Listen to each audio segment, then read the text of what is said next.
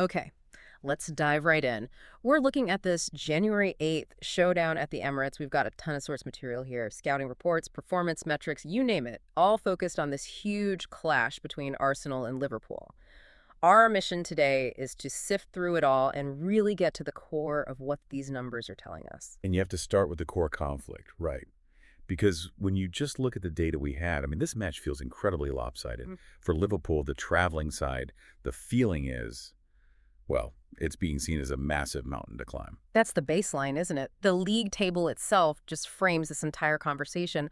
Arsenal are setting the benchmark. They're sitting there with, what, 48 points from 20 games? Yeah. Just so clinical. Yeah, that stability really colors every single prediction. And when you look at recent form, the difference between the two is it's stark. We're talking about a 14-point gap. That's a really hard number to swallow if you're hoping for a tight title race. Arsenal have won 5 straight in the league, but the reports we're seeing say it's more than just the results. It's about control. It really is. The metrics show they aren't just outscoring teams, they're controlling every single phase of play. They minimize risk, they maximize pressure. I mean, a 95% pass completion rate in your own defensive third. That's almost zero risk. And that control is built on that defense, right? The data just completely validates their strength there. Only 14 goals conceded all season, which is The best in the league. the best in the league. And crucially for this match, they're still unbeaten at home. It's an absolute fortress they've built. That gives them such a massive psychological edge. And then you contrast that with Liverpool. You really do. I mean, sure, technically they're unbeaten in their last few games, but those were draws against Leeds and Fulham. And the analysis we've read keeps saying they're getting points through, a moment of brilliance or a bit of luck. It feels like they're surviving, not thriving. Exactly. Surviving through grit. Which brings us to the why. To really get the root cause of that 14-point gap, you have to look at who's actually available to play. The source material paints this grim picture of a Liverpool squad that is just held together by tape at this point. It's a cascading problem, and it starts with the massive loss of Mohamed Salah to AFCON. He's not just their top scorer. He's the tactical gravity of that team. He pulls defenses apart. He's their primary outlet on the break. Trying to run Arsenal's system without him is like, well, the fuel light is blinking. You're just waiting for it to break down. That's a perfect way to put it. And it doesn't start with Salah. The injuries are just piling up. The reports highlight Alexander Isak being out long-term with a broken leg. He was so vital to their press. The data says his replacement has to run, 15% more just to match his output? That's not sustainable. No, not at all. And the strain is so visible.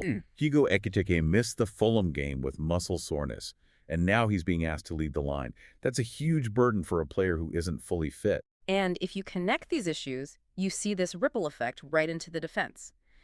The main pairing, Virgil van Dijk and Ibrahima Konate, have started all 20 matches. 0 rotation. They look exhausted, Yeah. genuinely. The data suggests they were running on fumes. In a high-intensity system like slots, that kind of over-reliance is it's deadly. It's not just about tired legs. It's slower reactions, worse decision-making late in games. And you can see that exact problem on the pitch, can't you, in those moments of poor concentration? The specific example that every report mentions is that 2-2 draw at Fulham, Liverpool throwing away a lead in the 97th minute. Right. And the analysis is clear. That's not just a lapse. It's not bad form. It's a symptom. It's a clear symptom of physical and mental exhaustion setting in when it matters most. Absolutely. When a team known for grinding out results just collapses in stoppage time, it points to a much deeper problem. They just don't have the fresh legs to hold their shape for the full 90-plus minutes. Okay, so this is where things get interesting, because all the data points one way, but then you have recent history. We have to talk about the tactical anomaly, the one counter-narrative to all of this. A reverse fixture from August. Exactly.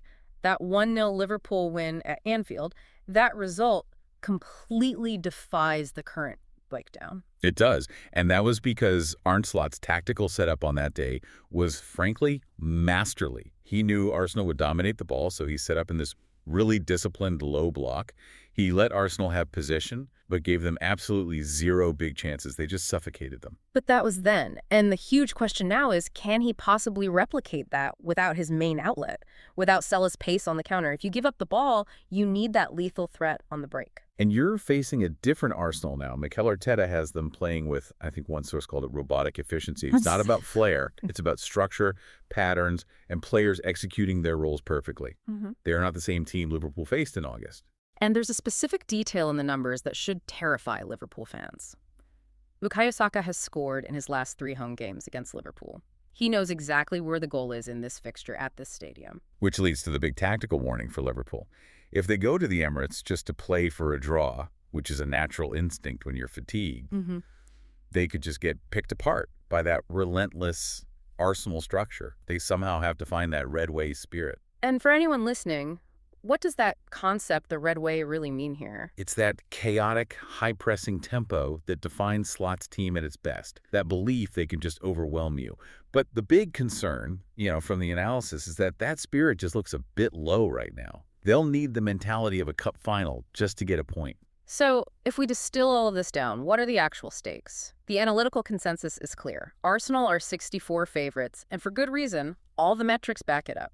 And for Liverpool, the stakes couldn't be higher. This match defines their whole season. The line in the sand is right here. If Liverpool loses this match, the title race is officially over for them. The goal immediately shifts from chasing a title to just a desperate scrap for the top 4. It changes everything, doesn't it? The mood, the transfer market strategy, the whole conversation around Arne Slot and what he's building. This is more than just a match. It's a statement. It's a definitive statement about where this project under Slot actually is. Can he overcome these massive statistical and personnel deficits? The result is going to give us a very, very clear answer. And that's really the core tension we're left with, isn't it? The data, the injuries, the form, it all points towards an Arsenal win, maybe even a comfortable one, but it's football.